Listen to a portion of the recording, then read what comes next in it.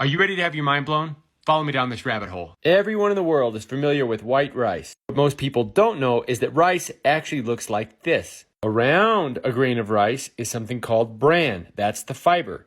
The white part is called the endosperm. We only eat the endosperm. Now let's look at wheat. Wheat looks like this.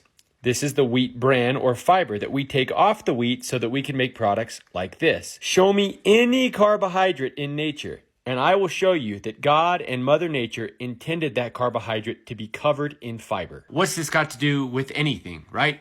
Well, since 69% of us are overweight, since there's over 100 million of us that are either pre-diabetic or type 2 diabetic, since 1 out of 5 of us have irritable bowel syndrome and mental health problems related to it, and since heart disease is the #1 killer in the United States, this has a lot to do with everything. The white rice, the white bread, and the sugar all do the exact same thing. They cause a blood sugar spike and an insulin spike. Now, what's inside all this fiber that we're just throwing away? Let's read what the CDC says. If you have diabetes or prediabetes, fiber is your friend because it helps with blood sugar control and weight management. It can also lower your risk of heart disease and some cancers. Fiber is what helps control blood sugar.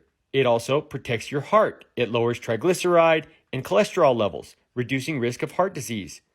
Fiber also is amazing for digestive health, improves gut health, it reduces your risk of colon cancer, and fiber keeps you feeling full. It's extremely satiating, which helps with weight management. So if fiber helps with all these things, why is it being removed from everything? I recently did a video called Where Did All the Fiber Go? Showing that fiber is being removed from all the processed foods that we like in the grocery store. I want to be clear, this is not a commercial for Metamucil or Benefiber or some fiber you can find at Walmart. In fact, I've specifically done videos saying that I'm not a fan of those things because the research shows that you need diverse sources of soluble and insoluble fiber from plants in your diet in order to have the effects. So if you're going to supplement, you need the right kind of supplements, ones that are diverse. Our ancestors were eating roughly 100 grams of soluble and insoluble fiber every single day. And today, the average American adult eats about 15 grams per day. And coincidentally, only 12% of American adults are considered metabolically healthy. Now you might be wondering, why would they be taking the fiber out? If it does all these good things, why throw it away, right?